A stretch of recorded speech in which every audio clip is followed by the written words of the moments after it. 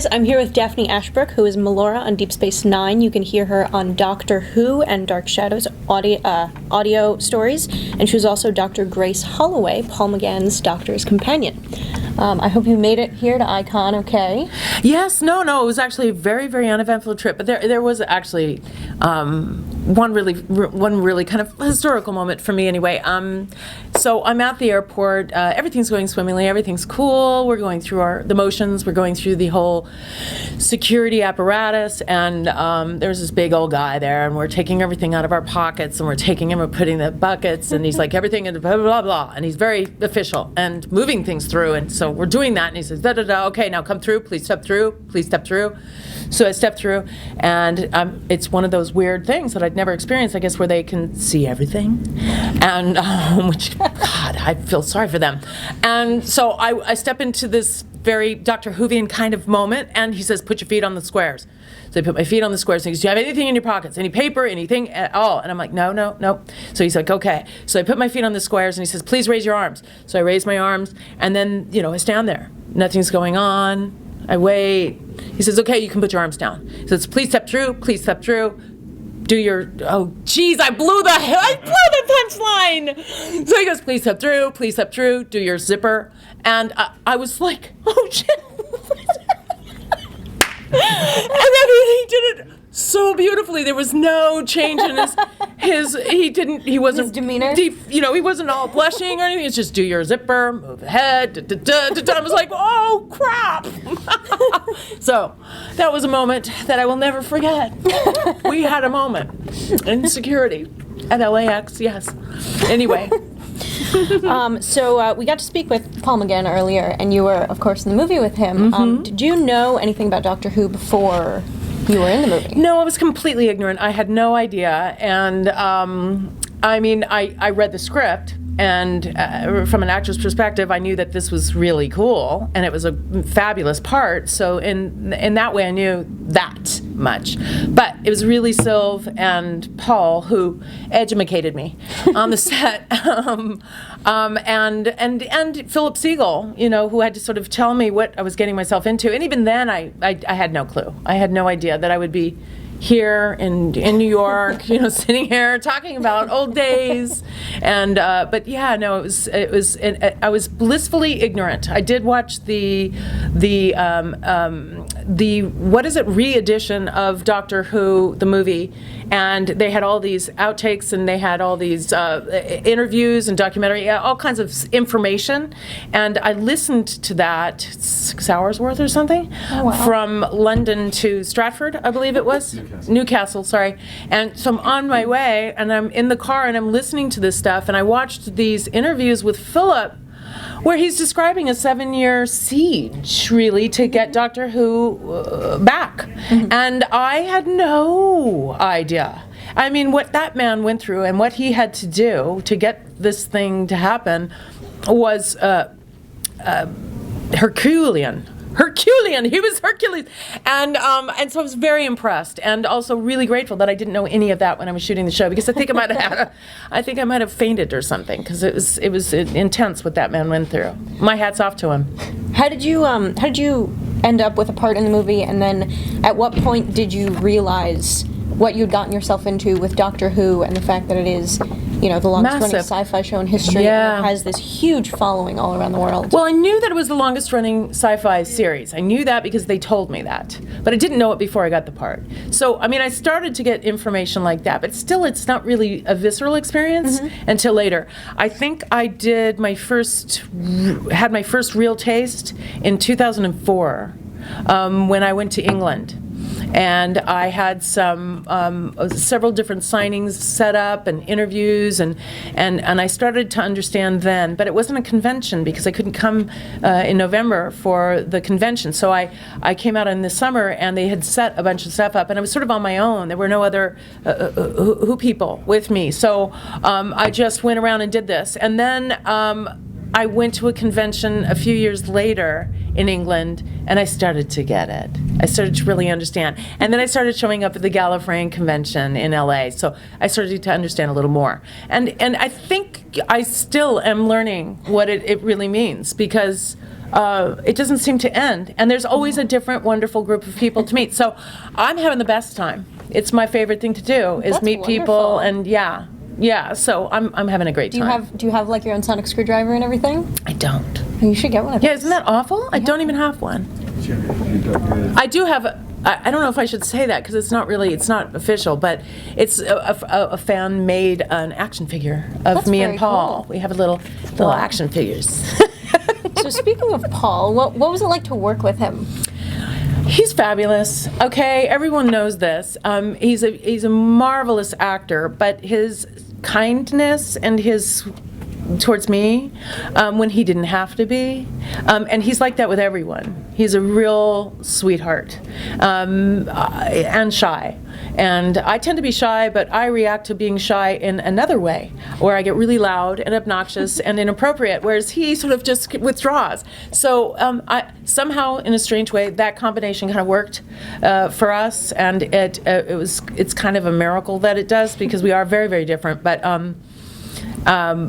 But we do understand working and what that takes, and the environment where you can get the most out of everybody needs to be a safe one. And he certainly created a safe environment for me, and I was very grateful and lucky, because I was a little nervous. That this was a great part. It was very well written, but there were a lot of challenging things as an actor, from my perspective, to get it right. And he was right there. I felt like I had an ally, and he had my back, and so he was about as good as it can get. So I love getting to see him at these things. It's like, hi, where you been? And you famously were the first companion to kill a doctor and romantically kiss a doctor. And what was it like kissing Paul McGann? And then did you realize how that would change the doctor-companion relationship? No, I didn't know anything. I really didn't know anything. Again, what did I know? I thought these kisses in the park were funny. They were going to do that again. I mean, it was funny. So I'm always grateful for anybody who can make me look funny, and or even at my expense. I enjoy making people laugh. So that's brilliant. And then the kiss at the end was a little heartbreaking, because I was basically saying, no, I don't want to go with you and see the world or many worlds. I'm going to stay here without a job. I've just killed a man. They've kicked me out, and I have no furniture, and no boyfriend or anything. So it's like, what? Am I going to stay here? Whatever. So, that was just a sweet moment, and but I had no idea that would create, at the time, a firestorm of criticism and concern about humanizing or sexualizing the Doctor, which, of course, now is like, I guess it happens all the time. Yeah, I mean, looking back at the new series now, every companion has kissed every Doctor. Is that right? I think with the exception of Rory Williams. Donna, I think. Has Donna kissed? Yes, Donna kissed the Doctor to shock him. Oh, yeah. Oh, it was a shocking moment. Shocking, Yes. I tell you. But this I was is, the first shocking one. Yes, it was. But this is suddenly a new thing that's Yeah. now acceptable and part of the Doctor Who universe. Right. And you started it. I feel very fancy. I feel very, very important. So what was your favorite story from the set of the Doctor Who movie? Well, let's see. Oh my God, nobody's asked me that ever, so I'm not prepared at all. Oh my God. No, let's see. One of my favorite moments that I do think back on, and it's not going to translate it in any way, so nobody's going to really care about this, but it was such a cool moment for me, because we shot at night most of the 90% of the time on that show. So you get kind of weird. Anybody who's worked the night shift, you do kind of get weird, and your universe kind of gets really small, and whoever happens to be involved in that night shift is your world. It's your world. And so in a weird way, we sort of became our own little universe, and traveling around in Vancouver and doing our thing, and everyone else is sleeping.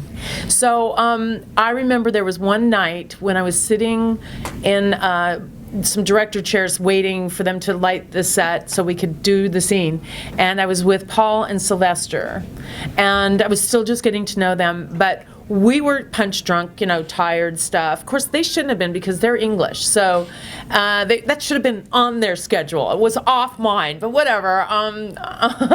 I like to find excuses for myself. But we're sitting there, we're just having fun, and they're starting to try to teach me dialects, which I actually really love doing dialects. So they were trying to teach me how to say cow in some sort of northern, maybe it was Scottish, maybe it was Sylv's language or whatever as accent. So they were trying to get me to say, and so we're just playing, and it was just a stupid moment that doesn't translate or mean anything to anybody, but it was a really humorous, sweet, even an intimate, funny little moment of us being stupid, sitting in the dark, waiting for the show to start. So that's one of my favorite memories. And for some reason that pops into my head every so often, and I go, oh, and then I move on. But that's one of my little pots. The three of you just sitting around and saying cow. Yeah, just saying cow, cow. And I don't think I'm getting it right even now. I'll have to ask Paul later. I'm going to get that right. So that's one of them. And then I guess one other one was when at the very end, very dramatic, almost the denouement, really, of the show. And Yiji's with me and Paul, and we're on these weird little platforms, and there's this water thing, and there's the TARDIS, and he's about to take off, and we're just about to say goodbye and have this kiss and everything, and Yiji's sort of backing away and saying, okay, see you later, and he's doing his thing, and right in the water he goes, and it's splash, and we're just like, what the fuck? And so that was kind of a humorous moment at his expense, and he would appreciate my laughing at him. So that was actually one of the cuter moments, that right there. Outside of that, what? Running down the hallway in the dress was kind of groovy. You know. And since we're Icon aims to create interest in the sciences through science fiction, what have you been impressed with as far as scientific achievements in your lifetime? What are you hoping for? And I don't know if you've been inspired by anything that you've seen working in science fiction. Okay, so this is when I have to sort of be intelligent. Sorry, guys. Honestly, I love science. I don't know why I love it, because I'm not extremely well educated, so I don't think I have a huge understanding of science. But I will say this: I'm attracted to it, and I have done a lot of strange scientific, just weird science fiction kinds of shows. Intruders was a miniseries I did where there was an alien abduction, etc. Deep Space, this Doctor Who. And in a way, another really cool series I did an episode on with Naomi Watts and Bruce Greenwood called Sleepwalkers, and that was basically people that were going through some kind of deterioration physically, and were having these horrifying nightmares again and again and again, repetitive. And this unit of people would sort of be the last resort for these people, because the medical community was throwing their hands up and we don't know. And so they would go there, and these people could insert themselves into the dreams of these people that were suffering and sort of get to the bottom of what the problem was.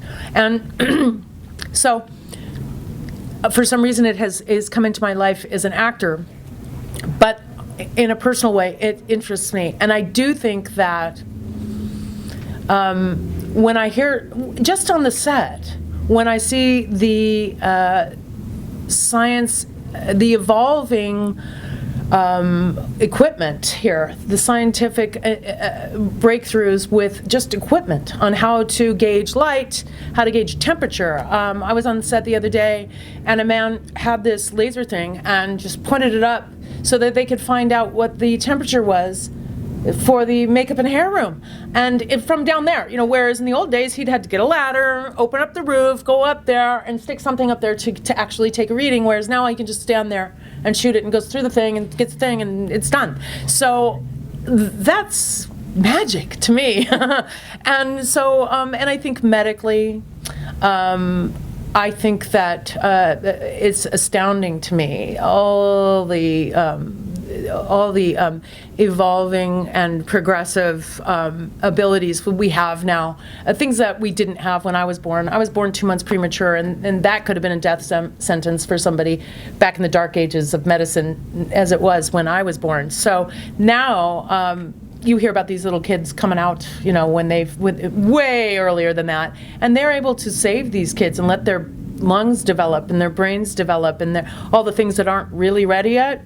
They can make sure that that child grows into a very normal, with a whole life ahead of them. So I don't know how intelligent I'm being, but I think that science is very important. I hope that we can really make some headway with stem cell. I really do.